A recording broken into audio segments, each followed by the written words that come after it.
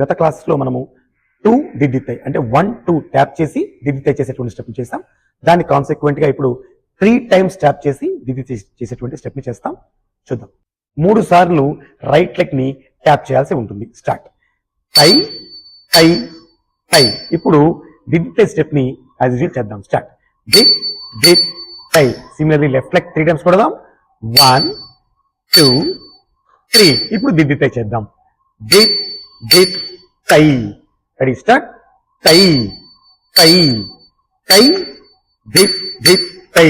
కిట్ట టై టై టై దిట్ దిట్ టై టై టై టై దిట్ దిట్ టై టై టై టై.